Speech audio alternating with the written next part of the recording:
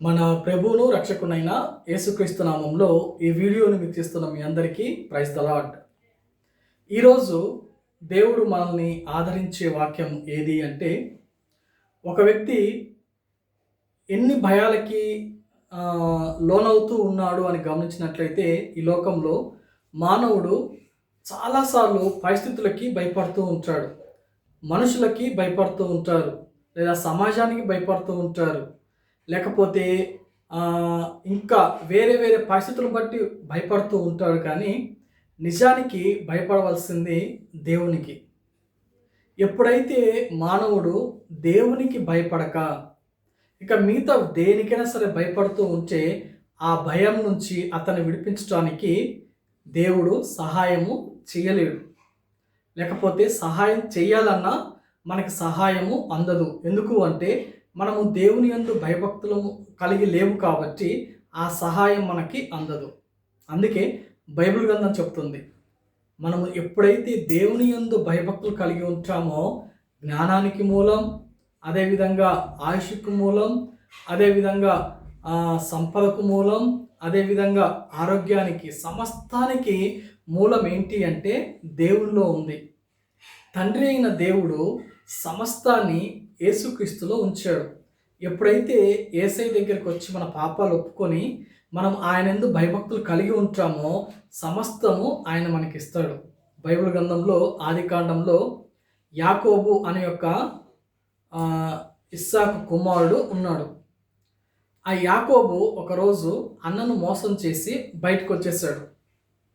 బయటకు వచ్చేసిన తర్వాత చాలా భయపడుతూ ఉన్నాడు, ఎక్కడికి వెళ్ళాలి ఏంటి అని. ఒక ప్రదేశంలో ఒక రాయి తలగడగా చేసుకుని పడుకుంటే అక్కడికి దేవుడు వచ్చి, లేకపోతే అక్కడ ఒక దర్శనాన్ని చూస్తాడనమాట.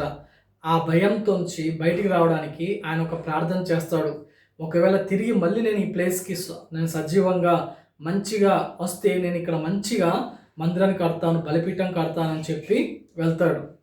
ఆ విధంగా వెళ్ళిన తర్వాత అతను ఎవరికైతే భయపడతాడో ఆ భయాలన్నింటిలో నుంచి దేవుడు తప్పించి దేవుని యందు భయభక్తులు కలిగివాడుగా తయారు చేస్తాడు. ఎప్పుడైతే యాకోబు దేవునితో పెనుగులాడుతాడో ఆ యొక్క భయము చేత దేవునితో చెప్తాడు, అయ్యా నేను యాకోబుని, నా పేరు మోసగాడు అని.